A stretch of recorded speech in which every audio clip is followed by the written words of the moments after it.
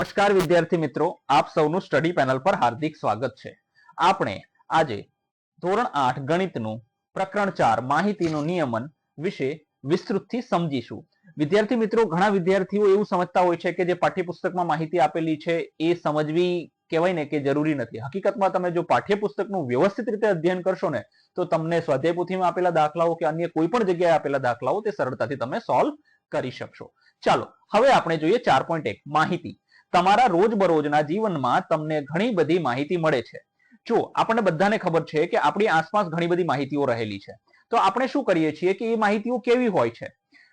પહેલું, છેલ્લી 10 cricket test મેચમાં બેટ્સમેને બનાવેલા રન, છેલ્લી 10 વન ડે ક્રિકેટ મેચમાં બોલરોએ લીધેલી વિકેટો, તમારા વર્ગમાં ગણિતની એકમ કસોટીમાં વિદ્યાર્થીઓ મેળવેલા ગુણ, ડી તમારા દરેક મિત્રને વાંચેલી વાર્તાની ચોપડીઓની સંખ્યા. જુઓ, હવે અહીંયા આ બધી છે કહેવાય ને કે અલગ અલગ પ્રકારની માહિતી છે. હવે આ માહિતીને આપણે ડેટા તરીકે પણ ઓળખીએ છીએ. તમને બધાને ખબર છે કે તમારા મોબાઈલની અંદર જે જીઓનું કાર્ડ, સિમ કાર્ડ હોય છે કે કોઈ પણ XYZ કંપનીનું કાર્ડ હોય છે, એની અંદર ડેટા આવેલો હોય છે, જેને આપણે નેટ તરીકે ઓળખીએ છીએ. નેટ પૂરું થઈ જાય છે તો આ બધી એને પણ ડેટા કહેવાય છે. આવી બધી માહિતીઓ છે એને પણ ડેટા કહેવાય છે. મતલબ કોઈ પણ પ્રકારની માહિતી હોય એને આપણે ડેટા તરીકે ઓળખીએ છીએ. ઉપરોક્ત કિસ્સાઓ જેવા અનેક કિસ્સામાં એકત્રિત કરાતી વિગતને માહિતી કહેવામાં આવે છે. જુઓ, આવી રીતે બધી કોઈ પણ પ્રકારની અલગ અલગ, તમારા ખેતરમાં કેટલો કપાસ થયો છે કે તમારા ખેતરમાં કેટલા ઘઉં થયા છે, કેટલું જીરું થયું છે, આ પણ એક પ્રકારની માહિતી જ છે. સામાન્ય રીતે આપણે જે પરિસ્થિતિનો અભ્યાસ કરવાનો હોય તેને સંગત માહિતી એકત્ર કરવામાં આવે છે. ઉદાહરણ તરીકે કોઈ વર્ગ શિક્ષક તેના વર્ગમાં વિદ્યાર્થીઓની ઊંચાઈનું સરેરાશ માપ શોધવા માંગે છે તો તેણે સૌ પ્રથમ પોતાના વર્ગના બધા જ વિદ્યાર્થીઓની ઊંચાઈના માપ લખવા જોઈએ અને સુવ્યવસ્થિત રીતે વર્ગીકરણ કરવું જોઈએ. ત્યારબાદ તેનું અર્થઘટન કરવું જોઈએ. જુઓ, તમારા વર્ગ શિક્ષક પણ જે છે તે માહિતીનો ઉપયોગ કરતા હોઈએ છીએ. વર્ષની અંદર 2 વખત આપણે ઊંચાઈ અને વજન દરેક વિદ્યાર્થીઓનું માપતા હોઈએ છીએ. તો આપણને એટલી વસ્તુની ખબર છે. શું ખબર છે? કે એ માહિતીને આપણે શું કરીશું કે એક કાગળમાં લખીશું. પછી આપણે જો સરેરાશ ઊંચાઈ શોધવાની હોય તો શું કરીશું? બધી ઊંચાઈનો સરવાળો કરીશું અને જેટલા વિદ્યાર્થી છે તેની સાથે ભાગી નાખીશું. હવે કેટલીક વખત માહિતીનો સ્પષ્ટ ચિતાર મેળવવો તેને આલેખ સ્વરૂપે દર્શાવવામાં આવે છે. તમે અગાઉના વર્ષોમાં વિવિધ પ્રકારના આલેખ વિશે અભ્યાસ કર્યો છે. શું તમે તે યાદ કરી શકો છો? જુઓ, આપણે ધોરણ 6, 7 આમ જોવા જઈએ તો લગભગ પેલા બીજા ધોરણથી ધીરે ધીરે કહેવાય ને કે આવા ચિત્રો સ્વરૂપે આપણને ગ્રાફ ભણાવવામાં આવતા. પેલા નાના નાના ઇમોજીસ બનાવવામાં, સ્માઇલીસ બનાવીને આપણને ગ્રાફ ભણાવવામાં આવતા. તો આવી રીતે આપણે અગાઉના વર્ષોમાં પણ ગ્રાફ શીખી ગયા છીએ. સૌ પ્રથમ આપણે જોઈએ ચિત્ર આલેખ. આપેલી માહિતીને સંકેતનો ઉપયોગ કરીને કરવામાં આવતી ચિત્રાત્મક રજૂઆત એટલે ચિત્ર આલેખ. મતલબ કોઈ પણ માહિતી આપેલી છે એમાં ચિત્ર મૂકીને જે રજૂઆત કરવામાં આવે એને ચિત્ર આલેખ કહે છે. ઇંગ્લિશમાં તેને પિક્ટોગ્રાફ તરીકે પણ ઓળખવામાં આવે છે. ચાલો હવે આપણે એક ઉદાહરણ જોઈએ. નીચેનું દ્રષ્ટાંત જુઓ. અહીંયા એક મારુતિ ગાડી આપેલી છે તો એના બરાબર આપણે કેટલી ગણવાની થશે? 100 કાર ગણવાની થશે. શું કામ 100 ગણવાની થશે? કેમ કે જુઓ, 100 ગાડીઓ આપણે અહીંયા બનાવીએ તો કેટલું બધું થઈ જાય, એટલે 100 અહીંયા બનાવી શકાય નહીં. તો આપણે શું ગણીશું? આ ગાડી જે એક ગાડીનો અર્થ થશે 100. શું અહીંયા આપણે એક ગાડી બરાબર 50 લખી શકીએ? હા, 100%. આપણે ત્યાં 50 પણ લખી શકીએ, 25 પણ લખી શકીએ. આપણી અનુકૂળતા મુજબ આપણે આંકડો લઈ શકીએ ખરા. એક સંકેત 100 કાર દર્શાવે છે, અર્થાત એક મારુતિ જો અહીંયા બનાવેલી છે ને એનો મતલબ આ 100 ગાડીની બરાબર છે. જુઓ, હવે અહીંયા શું લખેલું છે તો કે જુલાઈ મહિનામાં કેટલી ગાડી છે તો કે એક આખી, બીજી આખી અને ત્રીજી અડધી છે. તો અહીંયા અડધીનો અર્થ શું થશે? 50 કાર થશે. તો 100 કાર આ, પછી બીજી 100 કાર એટલે 200 કાર અને 50 આ એટલે કેટલી થઈ ગઈ તો કે 250 કાર થઈ ગઈ. પછી ઓગસ્ટ મહિનામાં કેટલું ઉત્પાદન થયું છે તો કે ઓગસ્ટ મહિનાની અંદર આપણે જોઈએ તો 3 આખી મારુતિ આપેલી છે. મતલબ 100 + 100 + 100 એટલે 100 + 100 200, 200 + 100 થઈ જશે 300 ગાડી નું ઉત્પાદન કરેલું છે. પછી સપ્ટેમ્બર મહિનામાં જુઓ તો કે 1, 2 ને 3 એટલે 300 તો આ થઈ ગઈ અને એક હજી છે એટલે 100 બીજા એટલે 400 ગાડીનું ઉત્પાદન કરેલું છે. તો અહીંયા લખીશું આપણે 400 કાર. હવે આપણે આ પ્રશ્નના જવાબ આ ચિત્રાત્મક આલેખ ઉપરથી આપીએ. ચલો જોઈએ. જુલાઈ માસમાં કુલ કેટલી મોટર કારનું ઉત્પાદન થયું? જો જુલાઈ ક્યાં છે? જો આ જુલાઈ છે. જુલાઈમાં કેટલી છે તો કે 250 કારનું ઉત્પાદન થયું છે. પછી કયા માસમાં સૌથી વધુ કારનું ઉત્પાદન થયું છે? જુઓ ધ્યાનથી જુઓ ને તો અહીંયા 250 છે, આ 300 છે અને અહીંયા સૌથી વધારે ગાડીઓ છે. મતલબ સપ્ટેમ્બર માસમાં 400 કારનું ઉત્પાદન થયેલું છે. હવે વિદ્યાર્થી મિત્રો, જો તમે ચેનલ પર નવા હોય તો જરૂરથી ચેનલને લાઈક અને સબસ્ક્રાઇબ કરી દેજો. તમે અમારી આ ટેલિગ્રામ ચેનલ પર પણ જોઈન કરી શકો છો, જેથી કરીને આ બધા વિડીયોની તમને પીડીએફ મળી રહેશે. તો તમારે પ્રશ્નોના જવાબ સરળતાથી લખવા હોય તો ત્યાંથી તમે વિડીયોની કહેવાય કે પીડીએફ ડાઉનલોડ કરી શકશો. અહીંયા ડિસ્ક્રિપ્શન બોક્સમાં તમને આની લિંક આપેલી છે. ચાલો જોઈએ બીજું, લંબ આલેખ અથવા તો દંડ આલેખ. રેખાખંડ કે સમાન પહોળાઈ વાળા સ્તંભોની મદદથી કરવામાં આવેલી માહિતીને રજૂઆતને લંબાલેખ કહે છે. આ સ્તંભોની ઊંચાઈ જે તે ચલની કિંમતના સમપ્રમાણમાં હોય છે. જુઓ હવે ધ્યાનથી સમજો, લંબાલેખ એટલે શું? જો આવી રીતે આને સ્તંભ આલેખ પણ કહેવાય છે, કારણ કે આમાં જો થાંભલાની જેમ ઉભા. સ્તંભ એટલે શું? તો કે થાંભલા. તો જુઓ આ થાંભલાની જેમ આ બધા ઉભા છે, બરાબર છે. બીજું, હવે અહીંયા એક વસ્તુ એ છે કે આ સ્તંભની જે ઊંચાઈ છે એ આ કિંમત છે એના સમપ્રમાણમાં હોય છે. જો અત્યારે આપણને કદાચ સમપ્રમાણ શબ્દ થોડોક અઘરો લાગશે, જો કે છઠ્ઠા સાતમામાં આપણે સમપ્રમાણને કહેવાય ને વ્યસ્ત પ્રમાણ ભણી જ ગયા છીએ, એટલે એવો કોઈ પ્રશ્ન નથી. મતલબ જેટલો સ્તંભ, સમપ્રમાણ એટલે શું થશે ખબર છે? સમપ્રમાણમાં અને વ્યસ્ત પ્રમાણમાં ખાલી એટલો જ ફરક છે. સમપ્રમાણમાં એક વસ્તુ વધે તો બીજી વસ્તુ વધે. જેમ કે આ સ્તંભની ઊંચાઈ વધશે તો અહીંયા વિદ્યાર્થીઓની કે આ શું છે, આ વિદ્યાર્થીઓની સંખ્યા પણ વધશે, બરાબર છે. જ્યારે વ્યસ્ત પ્રમાણમાં શું હોય? એક વસ્તુ વધે તો બીજી ઘટે, એવું હોય છે.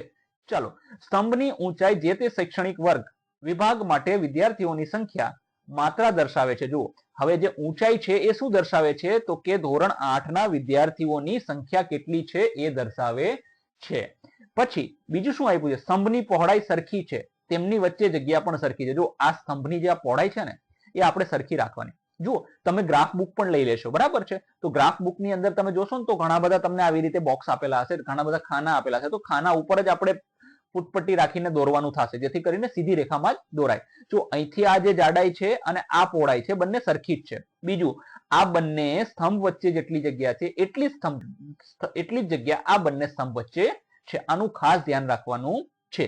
બીજું, હવે અહીંયા શું લખેલું છે? તો કે શૈક્ષણિક વર્ષ લખેલા છે. તો કે શું લખેલા છે શૈક્ષણિક વર્ષમાં? જોઈએ તો વર્ષ 2003-4, વર્ષ 2004-5, 5-6, 6-7 અને 7-8. ચાલો હવે જોઈએ એક લંબ આલેખ દ્વારા કઈ માહિતી દર્શાવવામાં આવી છે? જુઓ ગ્રાફ જોઈને આપણને ખબર પડશે શું છે? તો કે ધોરણ 8 ના વિદ્યાર્થીઓની સંખ્યા. તો કે વર્ષ 2003-4 માં કેટલી હતી, 4-5 માં વિદ્યાર્થીઓની સંખ્યા કેટલી હતી, 5-6 માં કેટલી હતી, 7-8 માં, આવી રીતે બધા વર્ષની આપવામાં આવી છે. તો આપણે અહીંયા લખીશું આ સ્તંભ આલેખ દ્વારા વિવિધ શૈક્ષણિક વર્ષોમાં વિદ્યાર્થીઓની સંખ્યા દર્શાવવામાં આવી છે. બીજો પ્રશ્ન જોઈએ, કયા વર્ષમાં વિદ્યાર્થીઓની સંખ્યામાં સૌથી મહત્તમ છે, વધારો સૌથી મહત્તમ છે? મતલબ જો હવે આના માટે આપણે પેનની જરૂર પડશે. જો ધ્યાનથી સમજો, આ કેટલા છે? તો કે આ 100 છે. આ કેટલા છે? તો કે આ 250 નહીં, 250 જ નહીં, 200 જ છે. હા 200. આ કેટલા છે? તો કે આ 250 છે. આ કેટલા છે? તો કે 2006-7 ની અંદર 300 વિદ્યાર્થીઓ છે. અહીંયા કેટલા વિદ્યાર્થીઓ છે? તો કે અહીંયા 350 વિદ્યાર્થીઓ છે. હવે તમે જો આ બંનેનો તફાવત કરી જુઓ, આ બંનેનો તફાવત કરી જુઓ, આ બંનેનો તફાવત કરી જુઓ, આ બંનેનો. હવે તફાવત એટલે શું? તો કે મોટામાંથી નાની સંખ્યાને બાદ કરો એટલે તફાવત. જો આ બંનેનો તફાવત એટલે આનો જવાબ આવશે. તમે ધ્યાનથી જોશો ને તો આ 100 હતા અને 200 થઈ ગયા, તો આ થઈ ગયા 100. આ બંનેનો તફાવત શું થશે? 100. આ બંનેનો 250 માંથી 250 માંથી 200 ગયા તો 50 તફાવત આવશે. અહીંયા પણ 50 નો તફાવત છે, અહીંયા પણ કેટલો છે? 50 નો તફાવત છે.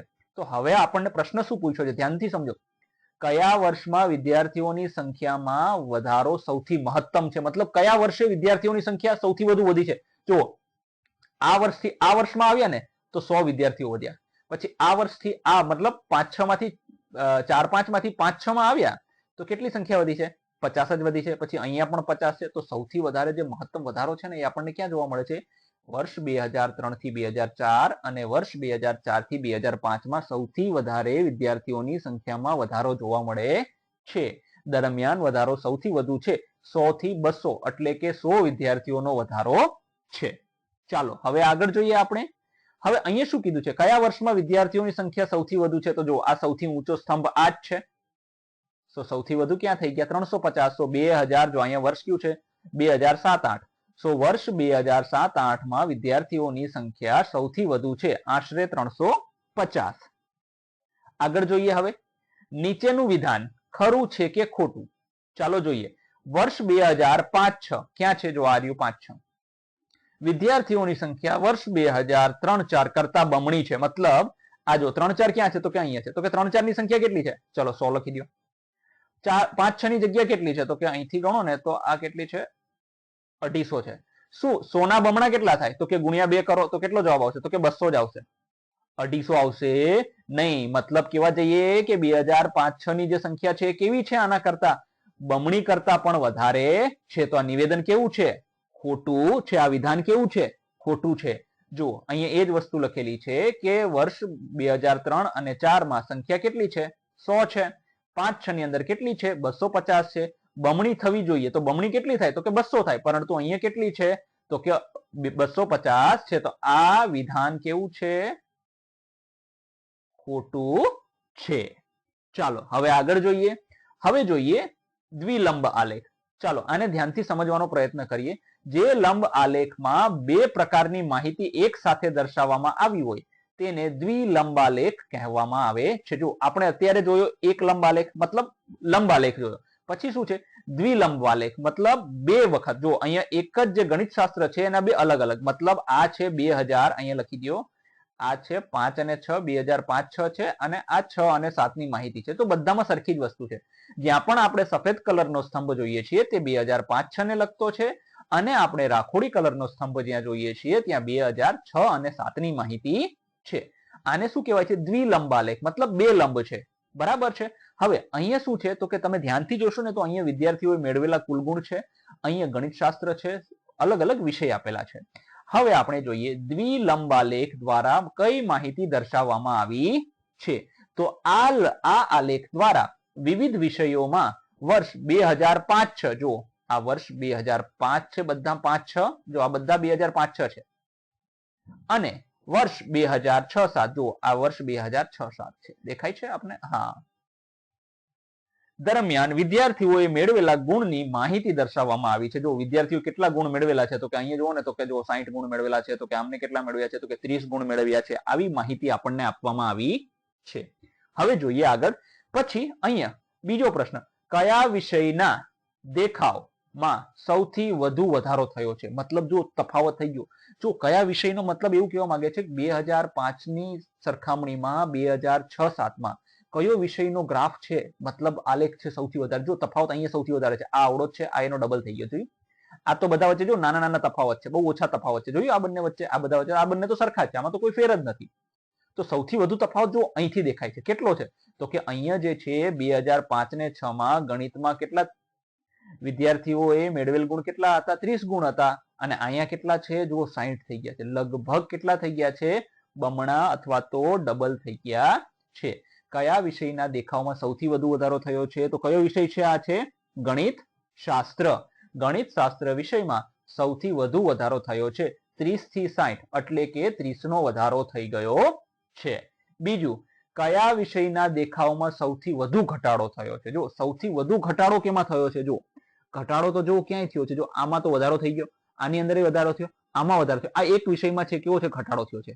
જો આ દેખાય છે? આ ગ્રાફ છે, આ સ્તંભ નાનો છે. અંગ્રેજી વિષયમાં ઘટાડો થયો છે. કેમ? તો કે અહીંયા કેટલા હતા? તો કે 50 વિદ્યાર્થીઓએ 50 ગુણ મેળવેલા હતા સામાન્ય રીતે, સરેરાશ કહીએ તો. અને અહીંયા કેટલા થઈ ગયા? તો કે થઈ ગયા છે 45. તો 5 નો ઘટાડો થયો છે. અને આ જ સૌથી વધુ ઘટાડો છે. બાકી ક્યાંય ઘટાડો નથી થયો. જુઓ અહીંયા આ જે સ્તંભ છે એ આના કરતા નાનો છે. અહીંયા જે આ સ્તંભ છે એ મોટો છે, આ મોટો છે. અહીંયા એક જ નાનો છે રાખોડી કલરનો સ્તંભ. એટલે ઘટાડો અહીંયા એક જ જગ્યાએ દેખાય છે. હવે જોઈએ 4, કયા વિષયમાં દેખાવ સમાન છે? દેખાય છે આ બંને જો સ્તંભ સરખા છે. તો હિન્દી વિષયમાં જે છે દેખાવ સમાન છે. બંને વર્ષમાં 60 ગુણ આપવામાં, મતલબ કહેવાય કે વિદ્યાર્થીઓએ મેળવેલ સરેરાશ ગુણ કેટલા છે? તો કે 60 છે. હવે જોઈએ વિચારો, ચર્ચા કરો અને લખો. જો લંબ આલેખના કોઈ સ્તંભની સ્થિતિમાં ફેરફાર કરવામાં આવે તો શું આપેલી માહિતીનું અર્થઘટન બદલાય? શા માટે? હા. કેમ? કેમ કે સ્તંભ જે છે એ કેવા હોય છે? એ માહિતીના સમપ્રમાણમાં હોય છે. અર્થાત સ્તંભની ઊંચાઈ વધશે તો માહિતીના ગુણ પણ વધવાના છે. એ સમપ્રમાણમાં છે. ચાલો હવે જોઈએ આગળ. પ્રયત્ન કરો, નીચે માહિતી દર્શાવતા યોગ્ય આલેખ દોરો. ચલો જોઈએ.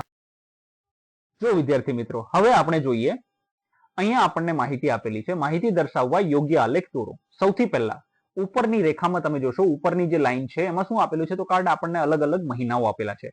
પછી નીચે તો કે વેચાયેલ ઘડિયાળની સંખ્યા આપેલી છે કે જુલાઈ મહિનામાં 1000 ઘડિયાળ વેચાય છે, ઓગસ્ટમાં 1500, સપ્ટેમ્બરમાં 1500, ઓક્ટોબરમાં 2000, નવેમ્બરમાં 2500, ડિસેમ્બરમાં 1500. તો ચાલો હવે આપણે આનો સ્તંભાલેખ બનાવીશું. સૌથી પહેલા આપણે શું બનાવીશું કે આપણે આપણું ગ્રાફ પેપર લઈ લઈએ. ગ્રાફ પેપરની ઉપર આપણે બે અક્ષ બનાવીશું. આને એક્સ અક્ષ કહીશું અને આને વાય અક્ષ કહીશું. તો કે હવે જુઓ, જે વિદ્યાર્થીઓને મૂંઝવતો પ્રશ્ન જે છે ને કે કઈ માહિતી ક્યાં લખવી, અર્થાત આ મહિનાઓ જે છે એ મહિનાઓ અહીંયા લખવાના કે આ અક્ષ પર લખવાના. તો જુઓ, હવે અહીંયા જે સમજવા જેવી વસ્તુ છે, જે માહિતી સ્થિર છે, કેમ કે મહિનાઓ છે ને એ સ્થિર છે. આ કેવી માહિતી કહેવાય? સ્થિર માહિતી કહેવાય. તો સ્થિર માહિતી ક્યાં લખવાની થશે?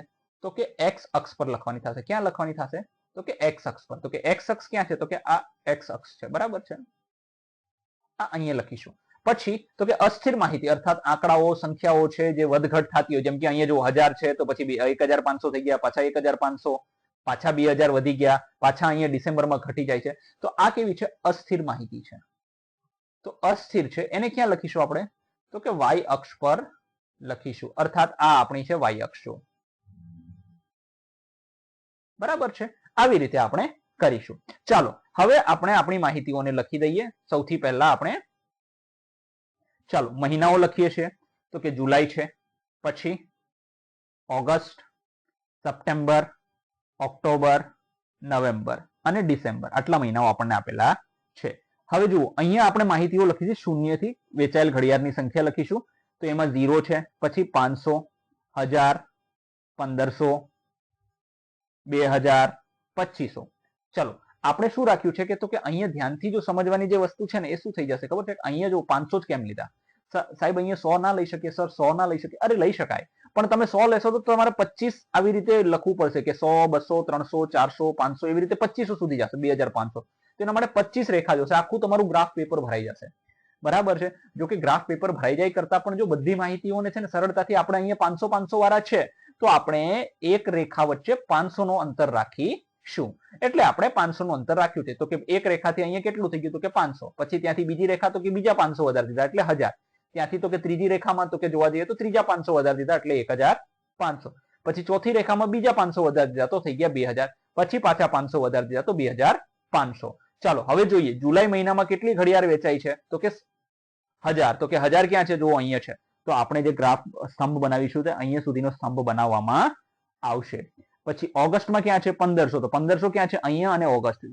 જુઓ અહીંયા જુઓ, આપણે આ બંને સ્તંભની કહેવાય ને પહોળાઈ સરખી છે, મતલબ અહીંથી અહીંયા અને અહીંથી અહીંયા સરખી છે. બીજું આ બંને સ્તંભ વચ્ચેનું અંતર પણ કેવું છે? સમાન છે.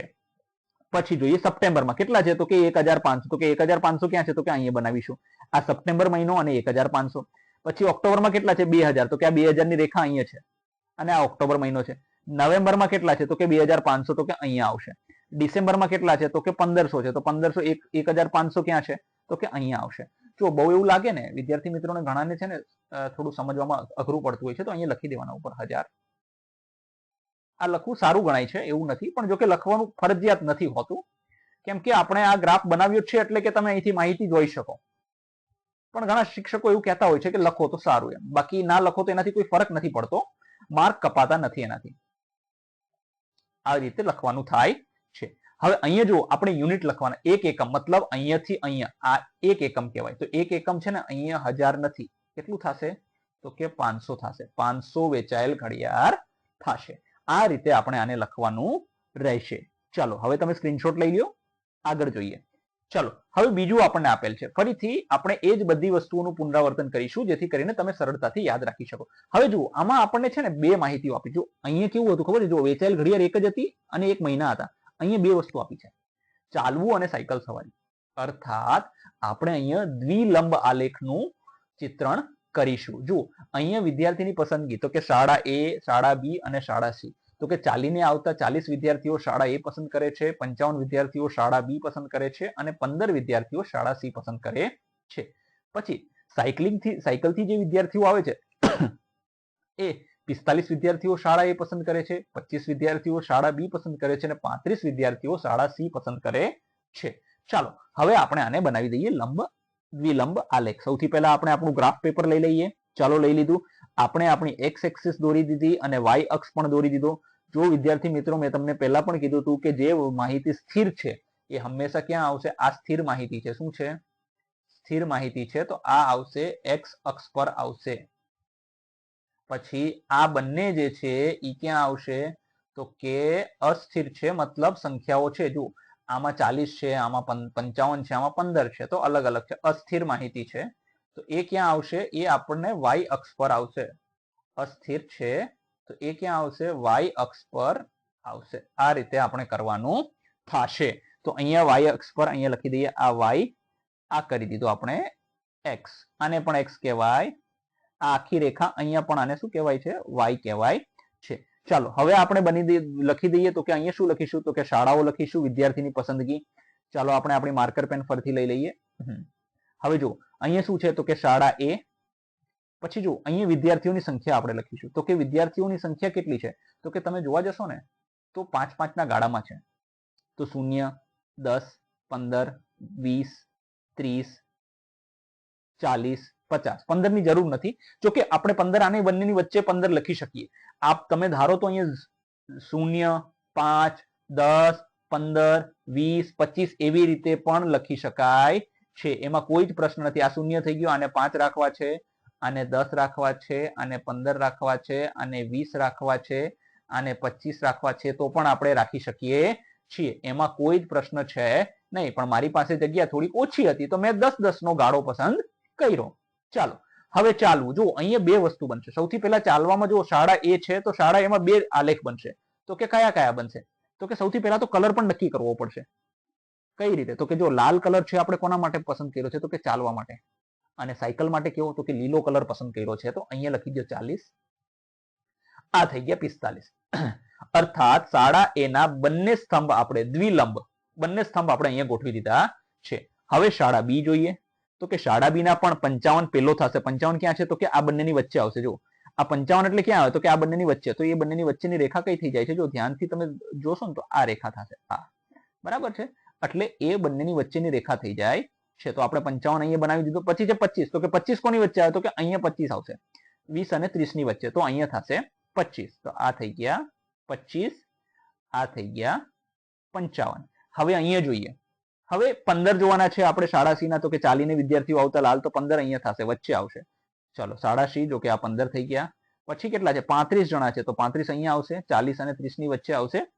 સાયકલ પર આવતા વિદ્યાર્થીઓની સંખ્યા જુઓ. હવે ખાસ છે વિદ્યાર્થી મિત્રો, અહીંયા તમારે લખવાનું થશે કે આ છે ચાલુ, આ છે. અર્થાત જો જરૂરી નથી કે તમે આવી રીતે કલર કરો. ઘણા વિદ્યાર્થી મિત્રો જો ખાલી આવી રેખાઓ બનાવી દેશે ને, એકમાં રેખા બનાવવાની ને એકમાં નહીં બનાવવાની, તો પણ ચાલી જાય છે. બસ બંને જે છે એ સ્તંભ અલગ દેખાવા જોઈએ કોઈ પણ રીતે. પછી અહીંયા તમારે લખી દેવાનું કે ભાઈ જે આ રેખા બનાવેલો છે કેવો છે? તો કે સાયકલ વાળો છે. અને જેમાં રેખા નથી બનાવેલી એ કેવો છે? તો કે એ જે છે એ કેવો છે? એમને મૂકી દીધેલો છે. મતલબ ચાલીને આવતા વિદ્યાર્થીઓ છે. આ રીતે આપણે બનાવીશું. ચાલો એકમ કેટલો છે? તો કે અહીંથી અહીંયા છે 10 વિદ્યાર્થીઓ દેખાડે છે. મતલબ ચાલો હવે આપણે જોઈએ 3. વન ડે ક્રિકેટમાં વિશ્વની શ્રેષ્ઠ 8 ટીમના વિજયનું પ્રતિશત. પ્રતિશત એટલે ટકાવારીનું પ્રમાણ. હવે જો અહીંયા છે જે આપણે વિશ્વની જે 8 ક્રિકેટ ટીમ છે એમના નામ આપેલા છે. હવે ધ્યાનથી આપણે જો અહીંયા જોઈએ તો આપણને સમજાશે કે આ બે અલગ અલગ સ્તંભ આલેખ બનાવવાની વાત થઈ રહી છે.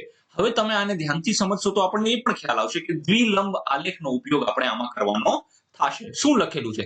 તો કે ચેમ્પિયન ટ્રોફીથી વર્લ્ડ કપ 2006 સુધી. તો કે સાઉથ આફ્રિકાની ટીમ 75% મેચ જીતેલી છે, ઓસ્ટ્રેલિયાની ટીમ 61% મેચ જીતેલી છે અને શ્રીલંકાની ટીમ જે છે તે 54%. આવી રીતે અલગ અલગ ટકાવારી આપવામાં આવી છે.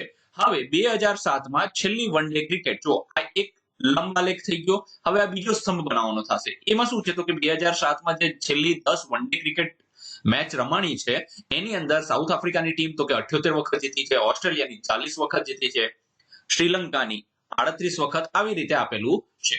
અર્થાત એક સ્પષ્ટ વસ્તુ થઈ ગઈ કે હવે આપણે જે આલેખ બનાવશું, જો આ આપણા એક્સ અક્ષ થઈ ગયો છે અને આ વાય અક્ષ થઈ ગયો છે. આની અંદર આપણે અહીંયા લખીશું ટીમોના નામ, કેમ કે એ શું છે, સ્થિત છે. South Africa, Australia, Sri Lanka, New Zealand, England, Pakistan, West Indies અને ભારત. આવી રીતે થઈ ગયું. તો અહીંયા લખી દઈશું આપણે ટીમ. હવે આ બાજુ શું આવશે, તો કે ટકાવારી આવશે. તો કે ટકાવારી કઈ રીતે, તો કે 0 થી લઈને 80 સુધી. કેમ, આપણે 80 થી ઉપર કોઈ ટકા છે નહીં, એટલા માટે 0 થી લઈને 80 સુધીની લઈ લીધી. જો અહીંયા જે છે આપણે એકમ પણ લખવો પડશે. એકમ શું છે, તો કે એકમ તમે જોશો ને તો 10% છે. મતલબ અહીંયાથી આ રેખાથી આ રેખા સુધીનું જે અંતર છે કેટલું છે, તો કે 10 નું છે. પછી અહીંથી આનું અંતર કેટલું છે, તો કે 10 નું છે. અહીંથી આનું અંતર કેટલું છે, તો કે 10 નું છે. આ રીતે 10% અંતર આપેલું છે. હવે અહીંયા લખેલું છે બીજું. જો હવે આપણે એવું જરૂરી નથી કે તમે કલરનો ઉપયોગ કરો. તમે જ્યારે સ્તંભ આલેખ બનાવતા હોય તો તમે અલગ અલગ વસ્તુનો ઉપયોગ, ઘણા લોકો શું છે રેખાઓનો ઉપયોગ કરે છે, ઘણા લોકો ખાલી સ્તંભનો ઉપયોગ કરે છે. એક રેખાવાળું બનાવી દો, એક કોરું બનાવી દો તો પણ ચાલશે. અહીંયા મેં કલર લીધા છે. તો કે ચેમ્પિયન ટ્રોફી થી વર્લ્ડ કપ સુધીના જો આપણે કહેવાય કે સ્તંભ દેખાડવાના થશે તો લાલ કલરના હશે. અને 2007માં છેલ્લી જે 10 વન ડે ક્રિકેટ રમાણી છે એના સ્તંભ દેખાડવા માટે આપણે લીલા કલરનો ઉપયોગ કરેલ છે. જોઈએ સાઉથ આફ્રિકા. ચલો હવે સાઉથ આફ્રિકામાં કેટલું છે, તો કે લાલ કલરનો સ્તંભ છે 75% આવશે અને લીલા કલરનો જે સ્તંભ છે 78% આવશે. ચલો 75% ક્યાં થશે, તો કે આના કરતા ઉપર થશે. જો 75 થઈ ગયા 80 અને 70 ની વચ્ચે એક્ઝેક્ટ છે. 78 તો કે એના કરતા થોડા ઉપર આવશે. આ થઈ ગયા 78%. તમે ધારો તો અહીંયા લખી પણ શકો છો કે આ 75% છે અને આ 78% છે.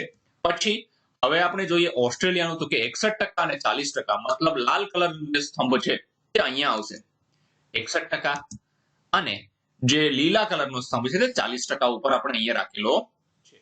પછી જોઈએ શ્રીલંકા. તો કે શ્રીલંકામાં તમે જોશો તો અહીંયા 54% છે અને 38% છે. તો લાલ કલરનો સ્તંભ જે છે તે આપણો 54 એટલે અહીંયા આસપાસ આવશે.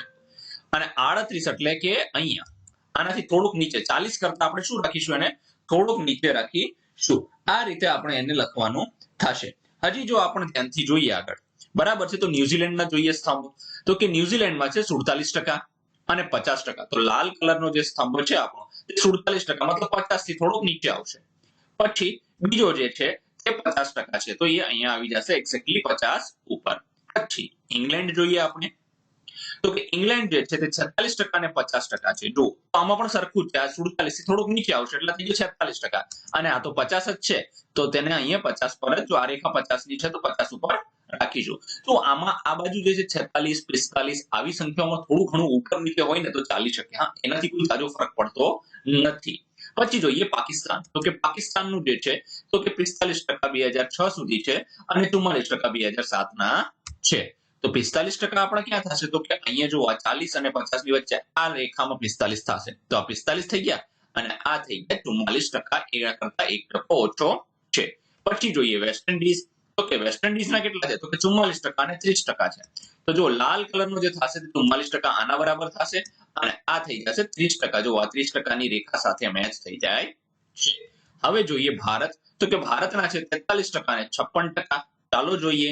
જુઓ 43% ક્યાં થશે, તો કે 40 છે, અહીંયા 40 છે, એના કરતા થોડોક ઉપર. જો દેખાય છે આ રેખા આખી 40 છે, એના કરતા થોડોક ઉપર, બરાબર છે. પછી છે બીજું જે છે તે કેટલા ટકા છે જોઈ લઈએ આપણે. બીજો જે છે તે 56% છે, બરાબર છે. તો 56% ક્યાં થાય છે, તો જો 60 થી થોડુંક નીચે હોય છે અને 50 અને 60 ની વચ્ચે આવે છે. તો આપણે જે છે આ રીતે દ્વિલંબ આલેખ બનાવવાનો છે. ચાલો હવે આપણે વિદ્યાર્થી મિત્રો અહીંયા જોઈશું 4.2, જેને આપણે કહેવાય છે કે વર્તુળ આલેખ અથવા તો પાઈ ચાર્ટ તરીકે ઓળખીએ છીએ. સર્કલ ગ્રાફ અથવા તો તેને પાઈ ચાર્ટ પણ કહેવાય છે. શું તમે ક્યારેય આકૃતિ 4.1 મુજબ અર્થાત આવી રીતે વર્તુળાકાર સ્વરૂપે દર્શાવેલ માહિતી ઉપયોગમાં લીધી છે? વિદ્યાર્થી મિત્રો, જો તમે આવી માહિતી ઉપયોગમાં તમને યાદ હોય તો ત્રીજા અને ચોથા ધોરણમાં આપણે જે છે 1/4, 1/5 આ બધી વસ્તુઓ ભણતા હતા. 3/4 ચા અને કોફીના ઉદાહરણો એમાં આવતા હતા, ત્યારે આપણે ભણેલા છીએ. દિવસ દરમિયાન બાળક દ્વારા પસાર કરાતો સમય. જો દિવસની અંદર કુલ કેટલા કલાકો હોય છે, જો આને ધ્યાનથી જોઈશું ને તો દિવસની અંદર કુલ કેટલા 24 કલાક હોય છે, આપણને બધાને ખબર છે. તો તેમાંથી બાળક જે છે તે 8 કલાકની ઊંઘ કરે છે, 6 કલાક શાળાએ જાય છે, 3 કલાક રમત રમે છે, 3 કલાક અન્ય પ્રવૃત્તિ કરે છે અને 4 કલાક જે છે તે બાળક ગૃહ કાર્ય કરે છે. આ બધું આપણને 8મા ધોરણના વિદ્યાર્થીઓને અનુકૂળ આપવામાં આવેલ છે. તમે લોકો પણ આશા છે કે 4 કલાક ગૃહ કાર્ય કરતા હશો 3 કલાક દરેક વ્યક્તિ 100% રમતી હશે અને રમવું જ જોઈએ. પછી અહીંયા શું આપેલું છે તો કે નગરમાં વસતા લોકોની ઉંમર મુજબ વસ્તી. હવે એક નગર છે, ત્યાં જોવા જઈએ ને તો કે 15 થી 60 વર્ષના કેટલા લોકો છે તો કે 50,000 લોકો છે. 0 થી 14 વર્ષના કેટલા લોકો છે જેને બાળકો કહેવાય તો કે 30,000 છે. અને 60 વર્ષ કે તેથી વધુ ઉંમરના કેટલા લોકો છે તો કે 20,000 લોકો છે. આવી અહીંયા આપણને બે પાઈ ચાર્ટ આપવામાં આવેલા છે. આવા આલેખને વર્તુળ આલેખ કહે છે. કેમ કે વર્તુળની અંદર બધી માહિતી આપવામાં આવી છે એટલે એને વર્તુળ આલેખ કહેવાય છે. વર્તુળ આલેખ એ આપેલી વિગતોનો ચોક્કસ ભાગ અને તેના કુલ ભાગ વચ્ચેનો સંબંધ દર્શાવે છે. હવે જો આપેલી વિગત મતલબ એમ કે કુલ ભાગ કેટલો છે. અહીં આકૃતિ 4.1 માં આખું વર્તુળ એક ચોક્કસ વૃતાંશમાં વહેંચાયેલું છે. જો વૃતાંશ એટલે શું, આ બહુ મોટો પ્રશ્ન હોય વિદ્યાર્થીઓને. ચલો વૃતાંશ એટલે શું આપણે સમજી લઈએ. પહેલા તો વૃત્ત, જો આ જે ભાગ છે ને તમને દેખાય, અહીંયાથી લઈને આ આખો ભાગ જે છે ને આને વૃતાંશ કહેવાય. જો આ રહ્યું ને, આવી રીતે વર્તુળને છે ને અલગ અલગ વૃતાંશમાં વિભાજિત કરવામાં આવે છે જેને ઇંગ્લિશમાં સેક્ટર કહીએ છીએ.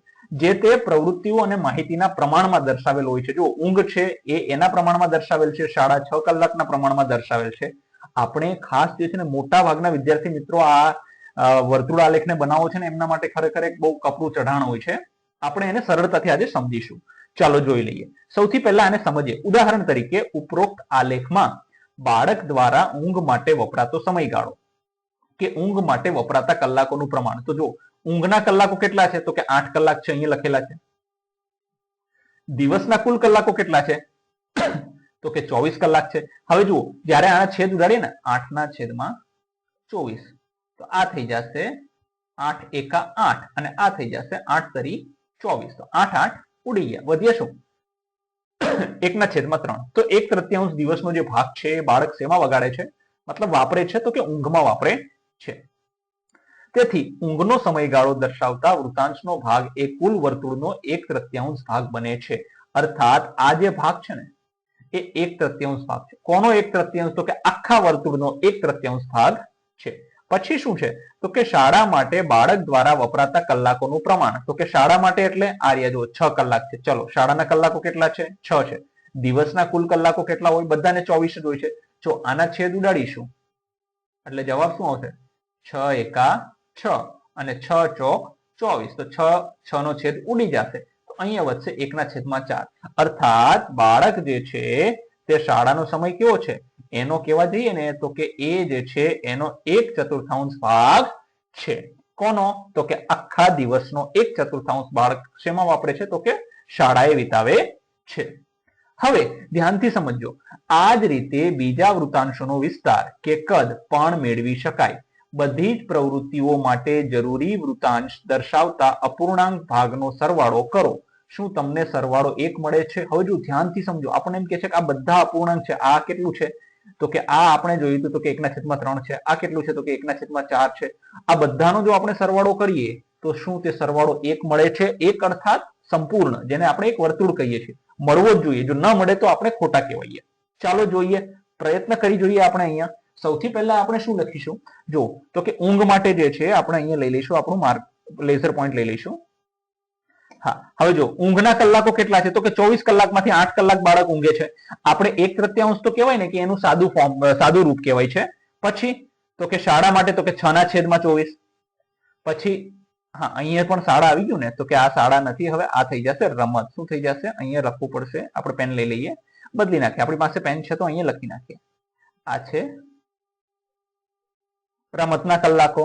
પછી 3/24 ફરી અન્ય કલાકો આ આવી ગયા. હવે ગૃહ કાર્યના 4/24 આ રીતે આવી ગયું. હવે જો આ બધાનો જો સરવાળો કરવામાં આવે તો આપણને એક જવાબ મળવો જોઈએ. જો એક જવાબ મતલબ આ બધી જગ્યાનો સરવાળો કરવો હોય તો આપણને એક વર્તુળ આખું મળવું જોઈએ ને. જો એ મળે તો આપણે સાચા છીએ. ચાલો જોઈ લઈએ. સૌથી પહેલા આપણે બધાને ગોઠવી દીધા. જો 8/24, 6/24 વત્તા 3/24 વત્તા 3/24 વત્તા 4/24. હવે જયારે આનો જો લસા લેવાની જરૂર નથી કેમ કે બધાના છેદ કેવા છે સરખા છે તો લસા 24 જ થઈ જાય. પછી ઉપરની સંખ્યાઓનો આપણે શું કરીશું સરવાળો કરીએ તો 8 ને 6 14, 14 ને 3 17, 17 ને 3 20, 20 ને 4 24 અર્થાત 24/24. તો 24 નો છેદ ઉડી જાય તો શું વધે તો કે 1 વધે છે. એટલે આપણે કહેવાય કે આ એક જવાબ આપણો આવી ગયો છે. આ રીતે આપણે વર્તુળ આલેખ બનાવીએ છીએ. અન્ય રીતે પણ જો તમે આમાં વિદ્યાર્થી મિત્રો ઘણા છે ને એને એમ પણ વિચાર આવશે કે શું આપણે આવી જ રીતે કરીએ, અહીંયા 1/3 નો ઉપયોગ કરીને આપણે કરીશું તો નહીં થાય. ચાલો જો એ રીતે પણ જોઈ લઈએ. જો ઊંઘ માટે તમે જોશો ને તો ઊંઘ માટે શું થશે, તો કે આપણે જોયું ઊંઘ માટે છે 1/3, પછી શાળામાં છે તો કે 1/4, પછી છે આ કેટલા છે રમત માટે, તો કે રમત શું છે તો કે 3/24 છે ને, તો આના છેદ ઉડાડો ને તો 8 થઈ જશે છેદમાં, તો 1/8 છે. ફરીથી બાજુમાં અન્ય માટે 1/8 છે. હવે આ 4 છે તો 4/છેદમાં કેટલા છે 24 છે, તો આ થઈ ગયો છઠ્ઠો ભાગ, તો આ પણ થશે 1/6. હવે આ બધાનો તમે લસા લેશો ને તો જવાબ તો શું આવશે, જવાબ તો આવશે 24 જ, મતલબ લસા તો છે આનો 24 આવશે. અને પછી આપણે છે અહીંયા કેટલા ગુણીશું તો 24 આવશે, તો 8, તો અહીંયા પણ 8 ગુણવાના. અહીંયા કેટલા ગુણીશું તો 24 આવશે, તો કે અહીંયા 6, તો કે અહીંયા પણ 6 ગુણવાના. અહીંયા કેટલા, તો કે અહીંયા 3 ગુણીશું તો અહીંયા પણ 3 ગુણવાના, કારણ કે લસામાં જેટલા નીચે ગુણાય એટલા જ ઉપર ગુણવાના આપણે.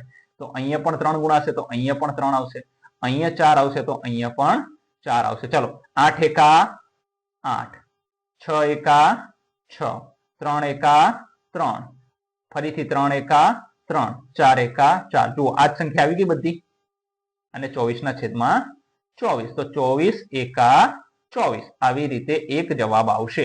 બંને રીતે તમે કરી શકશો. મેં અહીંયા 24 એટલા માટે લીધું કેમ કે આપણે લસા લેવો પડે નહીં, જેથી કરીને તમને સરળતાથી સમજાઈ જાય. તમે કોઈ પણ રીતે કરી શકો છો. ચાલો હવે આગળ જોઈએ. પ્રયત્ન કરો. નીચે દર્શાવેલ દરેક પાઈ આલેખ 4.2 એક વર્ગની વિવિધ માહિતી દર્શાવે છે. આ દરેક માહિતી વર્તુળનો કેટલામો ભાગ છે તે શોધો. અર્થાત આપણે અપૂર્ણાંક શોધવાના છે. જો આ તમે જો વર્તુળની વચ્ચે છે તે શું બનાવેલું છે, વ્યાસ બનાવેલો છે. તો વ્યાસ હંમેશા વર્તુળને શું બે સરખા ભાગમાં વિભાજિત કરે છે, તો 50% ઉપર ને 50%. તો આમ જોઈએ તો કે અડધો ભાગ છોકરીઓ અને અડધો ભાગ છોકરાઓ છે. ચાલો હવે બીજું જોઈએ તો કે બીજામાં શું આપેલું છે. જો અહીંયા જો પગપાળા વિદ્યાર્થીઓ તો કે 40% છે. બસ અને કારથી આવતા વિદ્યાર્થીઓ કેટલા છે, તો કે 40 છે. સાયકલથી આવતા વિદ્યાર્થીઓ કેટલા છે, તો કે 20 છે. ચાલો હવે આને સમજવાનો પ્રયત્ન કરીએ. પગપાળા કેટલા છે, તો કે 100 છે. જો 40% એટલે શું, 100 માંથી 40 હશે, તો 100 માંથી કેટલા ટકા થઈ ગયા, અહીંયા જુઓ ને તો 40 થઈ ગયા. બરાબર છે. હવે આપણે પેન લઈ લઈએ. બરાબર છે. તો પછી શું છે, આ શૂન્યથી આ શૂન્ય નો ઉડી ગયો. જો ઘણા વિદ્યાર્થી મિત્રો છે ને આવી રીતે કરતા, આવી રીતે 404/100 લખેલા હોય ને, અહીંયાથી શૂન્ય ઉડાડશે, અહીંયાથી આનો શૂન્યનો છેદ ઉડાડે. અરે ભાઈ આવી રીતે ન ઉડે, છેલ્લે હોય એને જ ઉડાડવાના હો, વચ્ચેનો શૂન્ય ના ઉડાડી શકાય. તો આ થઈ ગયો. તો જવાબ શું આવ્યો, 4/10. હવે જો 4/10 જવાબ આવે આપણે, તો આને જો તમે હકીકતમાં જોવા જાઓ તો આ શું થઈ જશે ખબર છે, અહીંયા તમે આને જો 4/10 આવી ગયો હોય તો આ થઈ જશે 2 દુ 4 ને આ થઈ જશે 5 દુ 10. તો 2 2 ગયા, તો અહીંયા જવાબ આવી ગયો 2/5. આ જવાબ નહીં આવે. શું આવશે, 2/5 આવશે. બરાબર છે. ચાલો હવે જોઈએ. પછી આ બીજું જોઈએ આપણે ફરીથી. તો એની અંદર શું કીધું છે, તો કે આ શૂન્ય ને આ શૂન્ય ઉડી ગયું, બંને સરખા જ આવશે. 4/, એટલે 2/5 થઈ ગયા. પછી હવે જો અહીંયા છે આ ખોટું છે. ચલો અહીંયા જો આની સાથે સાયકલ તો કેટલા છે, તો કે 100 માંથી 20 જણા સાયકલમાં આવે છે. શૂન્ય થી શૂન્ય ગયા. હવે શું વધ્યા, તો કે 2/, તો અહીંયા મૂકી દો 2 એકા 2 અને 2 પંચા 10. તો જવાબ આવી ગયો 1/5. હવે આપણે જો આ ત્રણેયનો સરવાળો કરીએ. જો આ 1 પંચમાંશ અહીંયા લઈ લીધા, આ 2 પંચમાંશ 2 વખત લઈ લીધા. બરાબર, 2/5 2/5. હવે લસા લેવાની જરૂર છે નહીં, કેમ કે બધાનો છેદ શું છે, સરખો છે. તો 5 છેદમાં મૂકી દીધા અને ઉપરની સંખ્યાઓનો સરવાળો. તો 1 + 2 3 અને 2 + 2 1 + 2 3 અને 3 + 2 5. તો જવાબ આવશે 5/5. અને આ બંનેને ઉડાડીએ તો 5 એકા 5. આમ આપણો જવાબ જે છે તે 1 આવી જાય છે, તે મતલબ સાચો છે. આપણને અહીંયા ખાલી શું છે, કેટલામો ભાગ દર્શાવવાનો હતો. તો પગપાળા જે છે ને એ 2/5 ભાગ છે. આ પણ 2/5 ભાગ છે. અને આ જે છે તે 1/5 ભાગ છે. ચાલો હવે આગળ જોઈએ. હવે આ સમજવાનો પ્રયત્ન કરીએ. ખૂબ સરસ છે. નીચે અચ્છા 3. તો આની અંદર જો ધિક્કાર 15% છે, મતલબ ગણિત કેટલા વિદ્યાર્થીઓને નથી ગમતો, તો એના માટે આપણને 15% જ વિદ્યાર્થીઓ આપ્યા છે. અને ગણિતને પ્રેમ કેટલા કરે છે, તો કે 85%. કેમ, તો કે જો આખું વર્તુળ કેટલું હોય, આખું વર્તુળ 100% નું છે, એમાંથી 15% ગણિતને ગમાડતા નથી, તો વધ્યા કેટલા, 85%. તો આ થઈ ગયા 85%. બરાબર છે. ચાલો હવે કરીએ. ધિક્કાર કેટલા કરે છે, તો કે 15. 100 માંથી 15 જણા જે છે ધિક્કાર કરે છે. હવે આના છેદ ઉડાડીએ આપણે, તો 5 તરી 15 ને 5 વીસા 100, 20 પંચા 100 થઈ જાય, તો 5 5 ના છેદ ઉડી જાય. તો જવાબ શું વધ્યો, 3/20. હવે આ આગળ જે છે આના છેદ ઉડતા નથી. હવે જો પ્રેમ કેટલા કરે છે તો જો 100 માંથી 15 જે છે ધિક્કાર કરતા હતા એને બાદ કરીએ તો ગણિતને પ્રેમ કરનારા કેટલા વિદ્યાર્થીઓ છે તો કે 85 છે. ચાલો તો કે 85 કેટલામાંથી તો કે 100 માંથી 85 વિદ્યાર્થીઓ તો કે 17 પંચા 85 ને 20 પંચા 100. આના છેદ ઉડાડીએ આપણે તો 5 5 ના છેદ ઉડી ગયા, વધ્યા 17 ના છેદમાં 20. હવે આને આગળ ભાગી શકાતા નથી. હવે જુઓ આપણને ખાલી ભાગ જ દર્શાવવાનો કીધો તો આ આપણો જવાબ તો આવી ગયો છે. હવે આપણે આગળ કરવાની જરૂર છે નહીં, પણ આપણે એક વખત વેરીફાઈ કરી લઈએ કે શું આ બંનેનો સરવાળો કરીએ તો જવાબ આપણને 1 મળે છે. ચાલો કરી લ્યો. 30 ના છેદમાં 20 વત્તા 17 ના છેદમાં 20. હવે અહીંયા લસા લેવાની જરૂર છે નહીં, કારણ કે 20 જ આપેલ છે. તો 20 મૂકી દીધા તો 3 વત્તા 17 તો અહીંયા થઈ જશે. હવે જોશો કે આ બંનેનો સરવાળો કરો તો થઈ જશે 20 ના છેદમાં 20 એટલે 20 એકા 20. તો જવાબ આવશે આપણો 1. ચાલો હવે આગળ જોઈએ. આકૃતિ 4.3 માં દર્શાવેલ પાઈ ચાર્ટ પરથી નીચેના પ્રશ્નોના જવાબ આપો. કયા પ્રકારના કાર્યક્રમને સૌથી વધુ જોવાય છે? જો પહેલા તો પાઈ ચાર્ટનો અભ્યાસ કરીએ. જો આ પાઈ ચાર્ટ છે તો કે ટીવી પર વિવિધ જે કાર્યક્રમો આવતા હોય એ ચેનલ નિહાળનારા દર્શકો, આમાં કાર્ટૂન ક્યાંય આપેલ નથી. જો કે મનોરંજન છે એની અંદર જ કાર્ટૂન આવી જતું હોય છે. તો અહીંયા છે કાર્ટૂન આવી જાય છે મનોરંજનમાં. રમત ગમત વાળી ટીવી ચેનલો કેટલા લોકો જોવે છે તો કે 25%, સમાચાર તો કે 15% લોકો, અને માહિતીને લગતી મતલબ સમાચાર કે આ છે તે કાંઈ સમાચાર શું કહેવાય માહિતી મતલબ આ ડિસ્કવરી ચેનલ છે ને એવું બધું તો કે 10% લોકો જોવે છે. કયા પ્રકારના કાર્યક્રમો સૌથી વધુ જોવાય છે? જો આ અડધું અડધું સૌથી મોટું છે, મતલબ મનોરંજન પ્રકારના કાર્યક્રમો સૌથી વધુ જોવાય છે. કઈ રીતે તો કે પાઈ ચાર્ટમાં એ કેટલી જગ્યા રોકે છે તો કે 50%. જો આ બધામાં સંખ્યાઓમાં તમે ટકાવારી જોશો ને તો પણ ખબર પડી જશે કે આ 50% છે, તો એ સૌથી વધુ છે. પછી બીજું, કયા 2 પ્રકારના કાર્યક્રમો નિહાળનાર દર્શકોની સંખ્યા રમત વિભાગના કાર્યક્રમો નિહાળનાર દર્શકોની સંખ્યાની બરાબર છે? ચલો હવે આપણે જો આને ધ્યાનથી સમજવાનો પ્રયત્ન કરીશું. મતલબ એમ છે કે રમત નિહાળનાર કેટલા છે તો કે આટલા. મતલબ આને જોઈએ ને તો 1/4 ભાગ છે. કેવો છે? આ ભાગ પણ આખો જો 1/4 છે, દેખાય છે?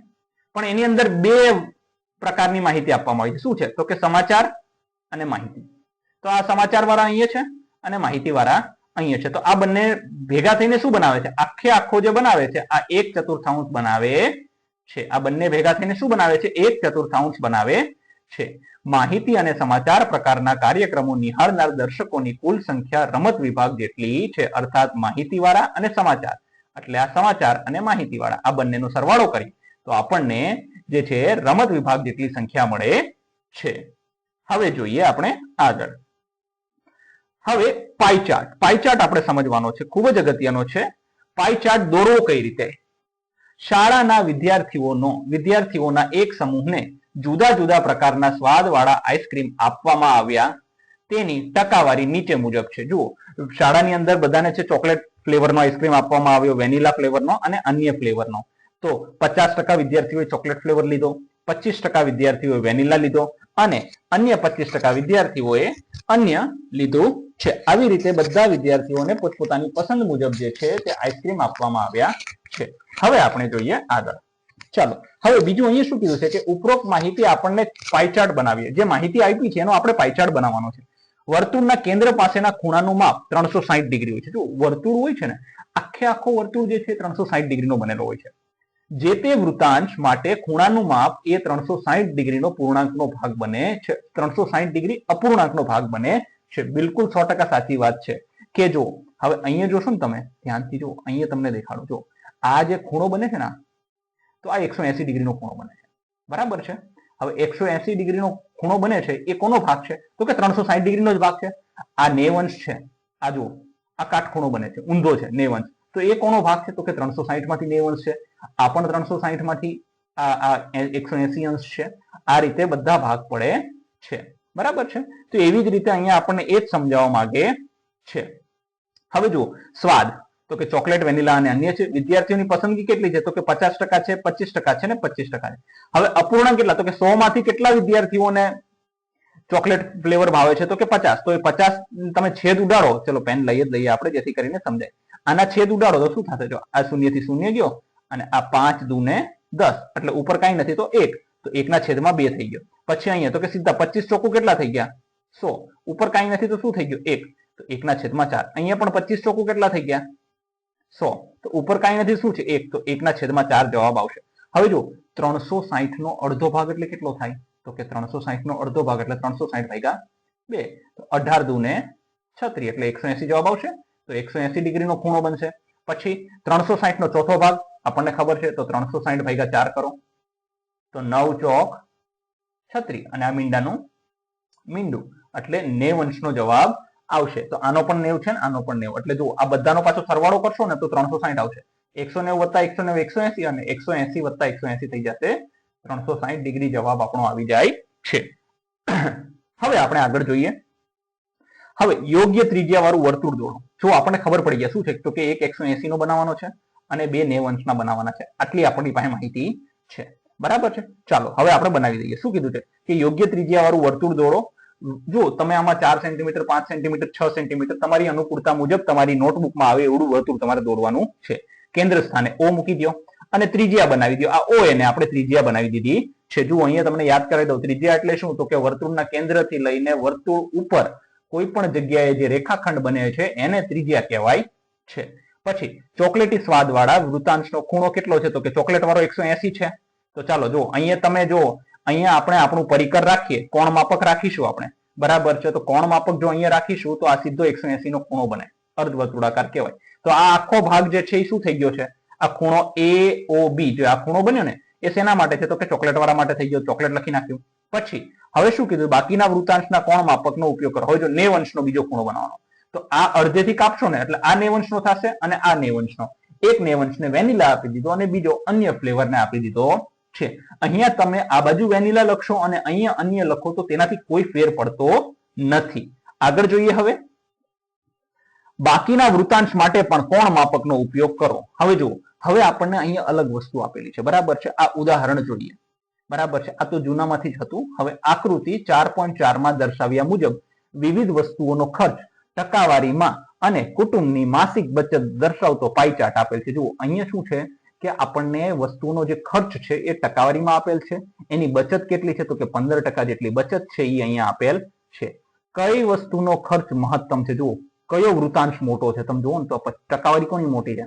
તો આ 25% મોટી છે. તો ખોરાકનો ખર્ચ મહત્તમ છે. પછી શું છે? કઈ વસ્તુનો ખર્ચ એ કુટુંબની કુલ બચત જેટલો ભાગ છે. મતલબ જો કઈ આ બચત છે કેટલા ટકા છે? 15% છે. શિક્ષણ કેટલું છે? 15% છે. તો બાળકોનું શિક્ષણ માટેનો ખર્ચ એ 15% છે અને કુટુંબની બચત પણ કેટલી છે? બંને બરાબર છે. હવે આપણને અહીંયા શું કીધું છે? જે ત્રીજો પ્રશ્ન છે, જો કુટુંબની માસિક બચત ₹3000 હોય, ચાલો આ ખાસ સમજવા જેવું છે. માસિક બચત જો 3000 હોય તો કપડાનો ખર્ચ માસિક ખર્ચ કેટલો? જો આ દેખાય છે તમને, આ રહ્યું ₹3000 છે. એમાંથી આપણે કપડા શોધવાના છે. બરાબર છે. તો હવે આના માટે જો અહીંયા ગણતરી આપી છે, પણ આપણે એક સાદી રીતે કહીએ, તમે ધ્યાનથી જો આને સમજશો ને, બરાબર છે, તો આપણને સમજાશે. સૌથી પહેલા બરાબર છે, તમે ધ્યાનથી જો આને જોવા જશો ને તો પેલા તો શું છે કે 15% કોના છે? તો કે 3000 ના 15% છે. બરાબર છે. આને ભૂસી નાખીએ આપણે. 15% બરાબર કેટલા થાય છે? તો કે ₹3000 છે. આ કેટલા છે? તો કે 10% છે. તો કે 10% બરાબર કેટલા થાય? બસ ત્રિરાશી મૂકી દો. આ અહીંયા બરાબર છે. હવે જો આ ત્રિરાશી છે આપણે મૂકી દીધી. ચલો હવે કરીએ આપણે. જો 3000 ગુણ્યા 10 અને છેદમાં થઈ ગયા 15. તો કે 15 દુ 30. આ બે મીંડા અહીંયા લાગી ગયા એટલે કપાઈ ગયા. હવે 210 કેટલા થાય? 200 ગુણ્યા 10 કરીએ તો શું થઈ જશે? 200 ગુણ્યા 10 તમે કરો તો એનો જવાબ આવશે ₹2000. જુઓ આ રીતે ₹2000 છે. મતલબ ₹2000 શેમાં આપણે વાપરીએ છીએ? તો કે ₹2000 તમે લોકો જે છે તે કપડા માટે વાપરો છો. આ રીતે આનો જવાબ શોધી શકાય. ચાલો હવે આગળ જોઈએ. હવે આમાં બીજું આપણને આપેલું છે, ધ્યાનથી સમજીએ. કોઈ ચોક્કસ દિવસે બેકરીની વિવિધ વસ્તુઓનું વેચાણ રૂપિયામાં નીચે મુજબ છે. જુઓ સામાન્ય બ્રેડ ₹320 જાય છે. Food bread 80. પછી જે છે વિવિધ વસ્તુઓનું વેચાણ છે રૂપિયામાં છે. પછી પેસ્ટ્રી 160 છે, બિસ્કિટ 120 છે, અન્ય જે છે તે 40 છે. આ માહિતીનો પાઈ ચાર્ટ બનાવવાનો. જો આ માહિતીમાં જ્યારે તમે એક વસ્તુ યાદ રાખજો હંમેશા, કુલ ખૂબ જ અગત્યનું છે. બરાબર છે. કારણ કે કેન્દ્ર પાસેનો જે ખૂણો છે ને એનું સૂત્ર પણ હું તમને લખાવી દઉં. પાઠ્યપુસ્તકમાં જો કે આપેલું નથી, પણ આપણે એક સૂત્ર લખી લઈએ. તો કે કેન્દ્ર ઉપરનો જે ખૂણો બને છે ને એ ખૂણો બનાવવા માટે એના માટેનું એક ખૂબ સરસ સૂત્ર છે. તો કે કેન્દ્ર પાસેનો ખૂણો. ચલો લખીએ. કેન્દ્ર પાસેનો ખૂણો બરાબર. હા, હવે તો કે અહીંયા શું આવશે? બરાબર છે, તો કે આપેલ કિંમત અને અહીંયા આવશે કુલ કિંમત અથવા જે કઈ વસ્તુ હોય. મતલબ આ જે છે ને કુલ એ હંમેશા નીચે આવશે અને એને ગુણ્યા કેટલા કરવાના? તો કે 360 કરવાના. બસ જો આ સૂત્ર આપણે મૂકી દઈશું ને એટલે આપણને ખૂણો મળી જાય કે કેટલાનો ખૂણો આપણે વર્તુળમાં બનાવવાનો. વિદ્યાર્થી મિત્રો લગભગ ત્યાં જ મૂંઝાતા હોય છે, એમને ખૂણો બનાવતા નથી આવડતો હોતો, પણ આજે આપણે શીખીશું. ચાલો હવે જોઈએ આપણે ઉકેલ. અહીં આપણે દરેક વૃતાંશ માટે તેનો કેન્દ્ર પાસેનો ખૂણો શોધીએ. અહીં કુલ વેચાણ કેટલું છે? ₹720 નું છે. જો કુલ યાદ રાખવાનું, કારણ કે કુલ હંમેશા અપૂર્ણાંકમાં જો છેદમાં જ આવશે. બરાબર છે, તો કે 720 માંથી સામાન્ય બ્રેડના કેટલા? તો કે 320. બરાબર છે. હવે આનો છેદ ઉડાડો. હાલો છેદ ઉડાડી જ દઈએ, કારણ કે તો જ સરળ રીતે સમજાશે આપણને, બાકી નહીં સમજાય. ચલો છેદ ઉડાડીએ. અહીંયા જો આ થઈ ગયા 320 છેદમાં 720. આ શૂન્ય શૂન્ય. ઘણા વિદ્યાર્થીઓ બગડો ઉડાડી દે. અરે ભાઈ બગડો ન ઉડે, એ નો ઉડાડાય. બરાબર છે. હવે આને તમે કરશો ને તો આ કેટલું થશે ખબર છે? 8 9 અને આ થશે 8 ચોકું. તો આ 8 ગયા. હવે વધ્યા કેટલા? તો કે અહીંયા વધ્યા 4/9. હવે 4/9 વધ્યા. જો આ આપણો અપૂર્ણાંક થઈ ગયો. મેં તમને કીધું ને કેન્દ્ર પાસેનો ખૂણો, તો કે આ આપણો અપૂર્ણાંક થઈ ગયો. બરાબર. તમે આની સાથે સીધા 360 થી ગુણાકાર કરશો તો પણ જવાબ આવી જશે, પણ નાનું કરો તો ગુણાકાર આપણો સરળતાથી રહે. તો કે 9 ચોક 36. આ મીંડાનું મીંડું. હવે ચોકે ચોકે કેટલા થયા? તો કે 16 થઈ ગયા. અને આ મીંડાનું મીંડું એટલે 160 નો ખૂણો બનશે. આવી રીતે બધાના આપણે કેન્દ્ર પાસેના ખૂણા બનાવવાના છે. જો ધ્યાનથી હજી સમજો. સૌથી પહેલા જો આ 120 છે એ આપણને ટેબલમાં આપેલા છે. હવે એ કોષ્ટકમાં આપેલા છે. તો કે કેટલામાંથી 120 છે? તો કે 720. કુલમાંથી 120 છે. બરાબર છે. તો કુલમાંથી 120. હવે આના છેદ ઉડાડો એટલે શું જવાબ? જો તમે આવી રીતે કરશો તો પણ જવાબ આવ્યો 120 720 ગુણ્યા 360. 53 જવાબ આવી જશે. જો આને આની સાથે ગયા, આ કપાઈ ગયા. બરાબર છે. 36 દુ કેટલા થાય? તો કે 72 થઈ જાય. 2 6 કેટલા થયા? 12. તો કે 2 60 કેટલા થયા? તો કે 120. તો આ જવાબ આવી ગયો 60 અંશનો. જો તો પણ જવાબ આવી જાય છે તમારો. આને સાદું રૂપ ના આપો ને તો પણ આપણો જવાબ આવી જાય છે. બરાબર છે. પછી એ જ રીતે બધામાં આપણે આ રીતે કરીશું. તો કે 160 ના છેદમાં 720 360. બરાબર છે. તો કે 360 દુ 720. આ ગયા 80. 8 દુ 16 થાય એટલે 80 દુ કેટલા થયા? 160 થયા. તો આવી ગયો 80 અંશનો ખૂણો આવી ગયો. પછી અહીંયા છે 80 ના છેદમાં 720. અહીંયા આવશે 360. ફરીથી 360 દુ 720. 40 દુ 80. તો આ આવી ગયા 40 ડિગ્રીનો ખૂણો. આ રીતે આપણે બધા ખૂણા બનાવવાના થાય છે. હવે જો આ ખૂણા બન્યા પછી આપણે શું કરવાનું? તો કે ખૂણો બની જાય તો ઉપરોક્ત કોષ્ટકમાં મુજબ હવે જો આ જો 60 અંશનો ખૂણો છે, તો કે એ કઈ રીતે બનાવવાનો? જો હવે તમે અહીંયા પરિકર રાખી દો, પછી અહીંયાથી એક 60 અંશનો ખૂણો બનાવો, પછી એના પછી અહીંયા પરિકર રાખીને એક 80 નો બનાવો, પછી અહીંયા પરિકર રાખીને એક ફરીથી 40 ડિગ્રીનો બનાવો, અહીંયા પરિકર રાખીને એક 20 ડિગ્રીનો બનાવો, અને અહીંયા પરિકર રાખીને એક. આ તો વધ્યો એ જ જશે સીધો. હવે તો આમાં બીજું કઈ કરવાનું હોય ને. 160. હવે બધાનો સરવાળો કરશો ને એટલે આપણને 360 ડિગ્રી મળી જાય. એટલે આપણો જવાબ સાચો. ચાલો હવે પ્રયત્ન કરો. ચાલો નીચે આપણને અહીંયા જે છે અમુક સામાન્ય પ્રશ્ન આપેલા છે એને જોઈએ. નીચેની માહિતી માટે પાઈ ચાર્ટ બનાવો. દિવસ દરમિયાન બાળક દ્વારા પસાર કરવામાં આવતો સમય. જો બાળક ઊંઘે છે કેટલું? તો કે 8 કલાક. શાળામાં 6 કલાક. ગૃહ કાર્ય 4 કલાક. રમત 4 કલાક. અન્ય 2 કલાક. ચાલો જોઈ લઈએ. હવે આનો જે છે તે પાઈ ચાર્ટ બનાવો ને. સૌથી પહેલા તો આપણે શું કરે ખબર છે? આની અંદર તમને જો એક વસ્તુ કહું, જો ખૂણો બનાવતા એક આવડી ગયો ને આપણને તો બહુ થઈ ગયું. ચલો જો હવે આ બધાનો સરવાળો કરશો ને તમે એટલે 24 કલાક થશે. કેમ? કેમ કે દિવસમાં 24 જ કલાક હોય ભાઈ. બરાબર છે. કેટલા છે? જો 8 ને 14 14 15 16 17 18 19 20 21 22 23 24 કલાક થઈ ગયા. બરાબર. તો કે જો હવે ઊંઘ માટે બાળક કેટલો સમય કાઢે છે? તો કે 8 ના છેદમાં 24. હવે એના ગુણ્યા કેટલા કરવાના? તો કે 360 ડિગ્રી કરો એટલે તમને હિસાબ પડી જાય. બરાબર છે. હવે 24 ને 360 ડિગ્રી ભાગાકાર પાછો આવડવો પડે આપણને. એવું ન આવડે તો હવે આપણે એને સરળતાથી કરી શકીએ. તો કે 360 ને 24 વડે જો ભાગીએ તો જવાબ શું આવશે આપણો? તો કે 15 આવે છે. બરાબર છે. પણ કઈ રીતે આવ્યો? ચાલો જો આને ભાગો તો આને આવી રીતે કરો. 8 ના છેદમાં 6 ચોક. અહીંયા આવશે 9 ચોક. 4 4 ગયા. વૈતા કેટલા? 8 ના છેદમાં 6 ગુણ્યા 9. 3 તરી 9 અને 3 દુ 6. 2 ચોક. બરાબર છે. એટલે 4 તરીને 12. બરાબર છે. અને આ મીંડાનું હવે આપણે મીંડું અહીંયા બધી જગ્યાએ મૂકી દેવાનું થાય ને. અહીંયા છે, અહીંયા હોય ને અહીંયા. એટલે કેટલો ખૂણો બન્યો? આ તો કે 120 નો ખૂણો બન્યો. બરાબર છે.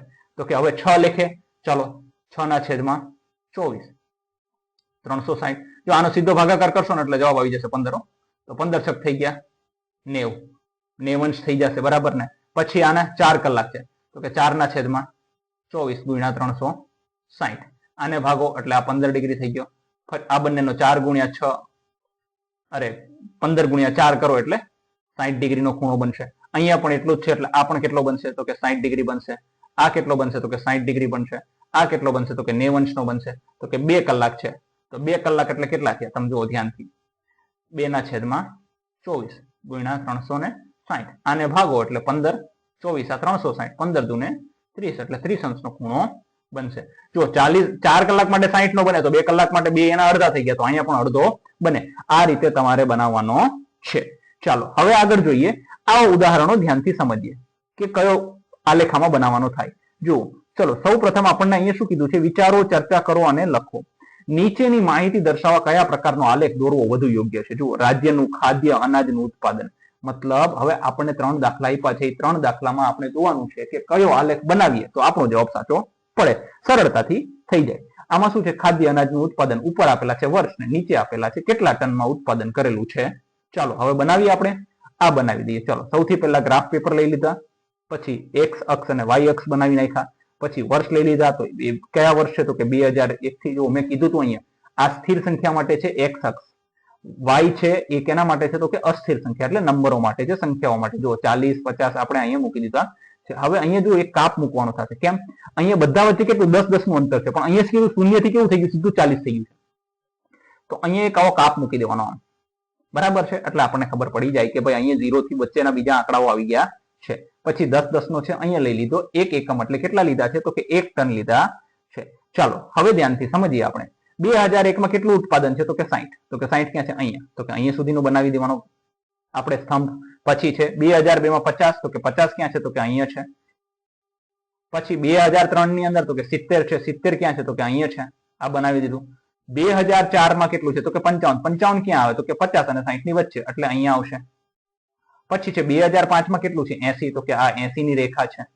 2006 માં કેટલું છે, 85 છે. તો કે આ 85 છે. આ રીતે અહીંયા આપણે બનાવવાનું થશે. જુઓ તમે, આ બધા જે સ્તંભ છે એની પહોળાઈ સરખી છે, બધા સ્તંભ વચ્ચેનું અંતર પણ સરખું છે. ખાસ ધ્યાન રાખવાનું છે. અને અહીંયા એકમ લખવાનું ભૂલવાનું નથી. 1 એકમ એટલે 10 ટન લીધેલા છે. ચાલો હવે આગળ જઈએ. બીજું જોઈએ, લોકોની ખોરાક માટેની પસંદગી. જો જ્યારે આવી રીતે એક કોષ્ટક આપેલું હોય અને નીચે સરવાળો કરીને આપેલો હોય તો યાદ રાખવાનું કે આમાં હંમેશા પાઈ ચાર્ટ બનશે, પાઈ આલેખ અથવા તો વર્તુળ આલેખ બનશે. સૌથી પહેલા આનો ખૂણો બનાવવો ખૂબ જ અગત્યનો છે. જો તમને ખૂણો બનાવતા આવડી ગયું તો આપણું કામ થઈ ગયું. તો કુલ કેટલા છે, ચાલો કેન્દ્ર પાસેનો ખૂણો સૌથી પહેલા ગોતીએ. તો કે ઉત્તર ભારતીયનો જોઈએ. તો કેટલો છે, તો કે 30 ના છેદમાં 120 ગુણ્યા 360. ચાલો ગયું, આ શૂન્ય ગયો, આ શૂન્ય ગયો, 12 તરીને 36. તો 30 તરી કેટલા થઈ ગયા, તો કે 90 અંશનો ખૂણો બનશે. ચાલો આનો થઈ ગયો ભાઈ 90 અંશનો ખૂણો, પૂરી થઈ ગઈ વાત. આનો તો કે 40 ના છેદમાં 120. ચલો એને પણ સેમ જ વસ્તુ થશે. શૂન્ય સાથે શૂન્ય ગયો, 12 તરીને 36. સાહેબ આ શૂન્ય સાથે આ શૂન્ય જાય, અરે હા જાય ને ભાઈ, પણ આપણે આખો છેદ ઉડી જતો હોય તો શું કામ માથાકૂટ કરવી પડે. 12 તરીને 36 બરાબર છે. હવે આ બેનો ગુણાકાર થશે, 4 તરીને તો કે 12 અને શૂન્ય નો શૂન્ય એટલે 120. તો આ થઈ જશે 120 નો ખૂણો. હવે જો અહીંયા છે 25 ના છેદમાં 120 ગુણ્યા 360. આ સીધો ગુણાકાર થાય એટલે 120 તરી 360. 25 તરીને આ ખૂણો બનશે 75 નો ખૂણો. નીચે પણ કેવો બનશે, 75 નો જ બનશે. આ બધાના ખૂણા આપણે બનાવી લીધા છે. જો આ બધાનો સરવાળો કરશો ને 360 ડિગ્રી જ આવશે. નો આવે તો આપણે ક્યાંક ભૂલ કરી છે. ચાલો જુઓ, આ બની ગયો આપણો આલેખ. જો આ ઉત્તર ભારત, જો તમને દેખાય છે 90 અંશનો ખૂણો છે, 1/4 છે, દેખાય છે. પછી દક્ષિણ ભારતીય જુઓ આ કેટલો છે, તો કે આ 120 અંશનો થશે, બરાબર છે.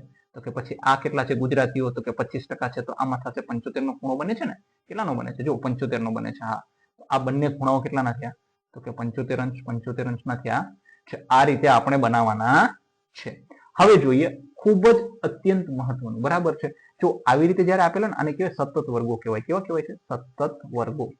અર્થાત આપણને જે માહિતી આપી છે એ કેવી આપી છે, તો કે સતત આપેલી છે. મતલબ 75 થી 100, 100 થી 125, પછી 125 થી કેટલી છે, તો કે 125 થી 150, 150, 150 થી 175, 175 થી 200, 200 થી 225, 225 થી 2800 આવી રીતે અલગ અલગ માહિતી આપી છે. કામદારોની સંખ્યા કેટલી છે? તો કે કુલ 480 છે. જો જ્યારે આવી રીતે કુલ સંખ્યા આપેલી હોય પણ અહીંયા સતત વર્ગો આપેલા હોય ને તો એક અલગ પ્રકારનો સ્તંભ આલેખ બનશે. ખાસ યાદ રાખજો, એ અલગ પ્રકારનો સ્તંભ આલેખ જોઈએ આપણે. ચાલો જો સૌથી પહેલા બનાવી દીધો, એક્સ અક્ષ ને વાય અક્ષ ગોઠવી દીધા. અહીંયા વર્ષ લખી દઈશું. આ બધા આ વર્ષ નહીં આવે, અહીંયા શું આવશે ખબર છે? આ દૈનિક આવક આવશે. આપણે પૂછી નાખીએ આને. અહીંયા વર્ષ નહીં આવે,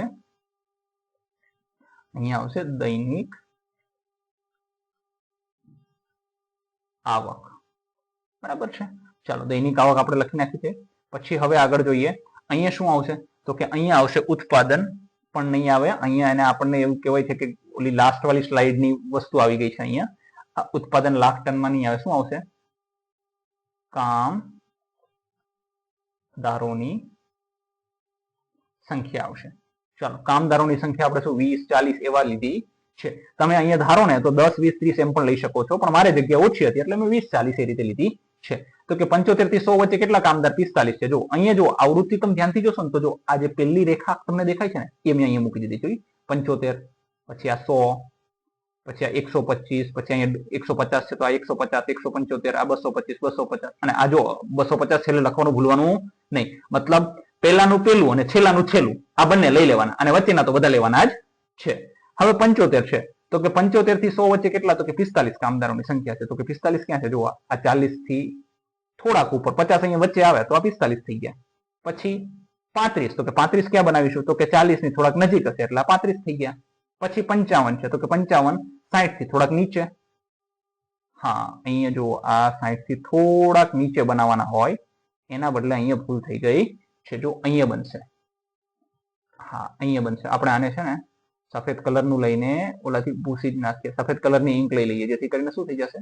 આ જતું રહેશે. જો હા સરસ, બસ અહીંયા સુધી જ આવશે. જો બરાબર છે. ચલો સરસ. આને પેનથી આપણે જો ભૂસી નાખ્યું તો આ વસ્તુ આવશે નહીં. આ થઈ ગયા 55 આપણા. બરાબર છે. ચાલો હવે પછી આગળ જોઈએ. પછી કેટલા છે? તો કે 30 છે. તો કે 30 ક્યાં છે? તો કે 20 અને 30, 20 અને 40 ની વચ્ચે આવશે 30. બરાબર છે. પછી તો કે પછી છે 50, તો કે 50, 40 અને 60 ની વચ્ચે આવશે. બરાબર છે. આ 50 છે. પછી 125 છે તો કે 125 ક્યાં છે? જો 120 થી થોડાક ઉપર છે. 125 છે. પછી 140, તો કે 140 તો થોડાક વધારે ઉપર જતા રહ્યા છે. અહીંયા આ રેખામાં આવશે 140. આ રીતે તમારે બનાવવાનું થશે. જો આને કેવું કહેવાય છે ખબર છે? આને આવૃત્તિ વર્ગો માટેનો એક સ્તંભાલેખ જ છે. આ શું છે? તો કે આ સ્તંભાલેખ જ છે. બરાબર છે. પણ આમાં જો જગ્યા નથી વચ્ચે. શું કામ જગ્યા નથી? કેમ કે આમાં આવી રીતે વર્ગો આપેલા છે. જો આ વર્ગો કહેવાય અને આને સતત વર્ગો કહેવાય. કેવા કહેવાય? સતત વર્ગો. અને સતત વર્ગો આપેલા હોય ને ત્યારે આલેખ પણ સ્તંભ પણ કેવા હોય છે? એકબીજાની સાથે જોડાયેલા હોય છે. આ રીતે આપણે બનાવવાનો થાય છે. જો વિદ્યાર્થી મિત્રો તમને વિડીયો ગમ્યો હોય તો જરૂરથી તમારા મિત્રો સાથે શેર કરજો, સબસ્ક્રાઇબ કરજો. ધન્યવાદ.